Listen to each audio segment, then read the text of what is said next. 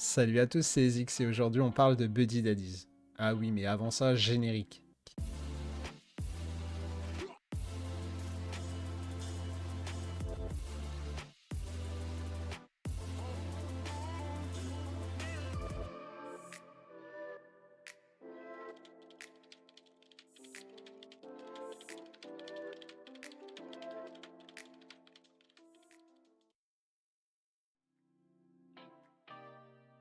Buddy Daddies, c'est l'anime original du studio PA Works qui est disponible sur Crunchyroll depuis le 6 janvier.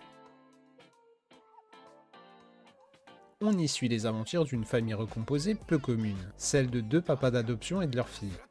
Fraîchement arrivé dans la vie de nos compères, cet enfant en bas âge va mettre leur nerf à rude épreuve. Miri Unazaka est une fillette de 4 ans à la recherche de son père qu'elle ne connaît pas. Envoyée par sa mère à Tokyo, c'est par pur hasard qu'elle rencontre Kazuki Kurozu et Rei Suwa, deux colocataires que tout oppose. Facilité scénaristique. Aucun des deux adultes n'étant destiné à être père. Désolé d'en décevoir certains, mais les deux compères ne sont pas en couple. Kazuki et Rei sont malgré tout investis dans leur rôle, mais d'une manière totalement opposée. Au premier abord, Kazuki semble mature et responsable, mais se révèle rapidement être un playboy comblant son vide intérieur en brûlant la vie par les deux bouts, multipliant les aventures sans lendemain tel un vrai banger. Rei de son côté s'apparente à un otaku trentenaire à la ramasse, enchaînant les clopes aussi vite que les jeux PS5. Ses seuls rapports affectifs étant ceux partagés avec des chats errants recueillis dans les rues de Tokyo. Kazuki et Rei mènent une double vie, puisqu'ils ne vivent pas seulement sous le même toit, ils partagent également le même métier, celui d'assassin. Oui, j'ai bien dit assassin.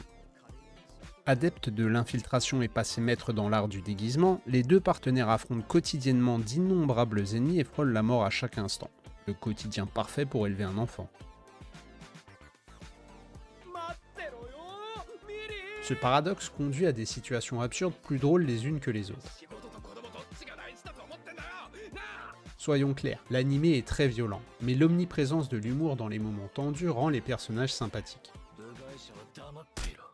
La réalisation est agréable et le studio PA Works réussit à livrer un récit rythmé et captivant, alternant passage de vie quotidienne et mission commando. Durant les phases d'action, l'animation est très convaincante, que ce soit au niveau des chorégraphies de combat, des courses-poursuites ou des gunfights. Tout est palpitant. Au sujet de la 3D, oui, vous savez le truc désormais obligatoire dans tous les animés, elle n'est ni gênante ni grossière. La musique n'est pas en reste, avec une OST basée sur le jazz qui, à défaut d'être mémorable, colle parfaitement à la situation. Oui, c'est pas du cowboy bebop non plus, mais on est bien loin de la simple musique d'ascenseur. Le message de l'animé peut être interprété de plusieurs manières, en fonction de l'âge et du vécu du spectateur. Sous ses airs d'œuvre simplettes, l'animé aborde des thématiques sérieuses, comme l'éducation idéale face à la concrète réalité, ou encore le véritable passage à l'âge adulte, où l'instinct parental contraint au sacrifice de ses propres rêves au profit du bien-être de l'enfant. Car oui, être père c'est aussi transmettre et faire naître la confiance en soi chez l'enfant. Alors comment transmettre ce sentiment lorsque l'on est soi-même torturé ou pas fini ? Que ces problématiques soient intentionnelles ou pas, elles s'imposent lors du visionnage de l'animé.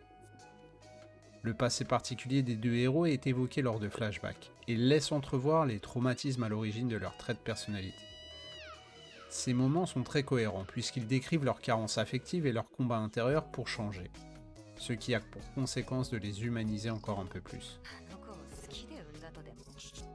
Le parallèle avec Spy X Family est inévitable, tant les similarités sont nombreuses. Surfant sur le succès incroyable du manga d'Endo Tatsuya, Buddy Daddies réussit à trouver sa propre formule.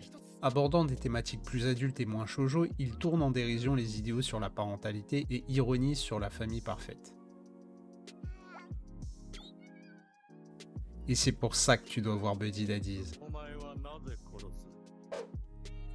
Comme d'habitude, laisse un like et abonne-toi, ça aide beaucoup. N'hésite pas à me dire ce que tu penses de cet animé ou de mon analyse en commentaire. On se dit à la prochaine la team. サンタさんありがとう。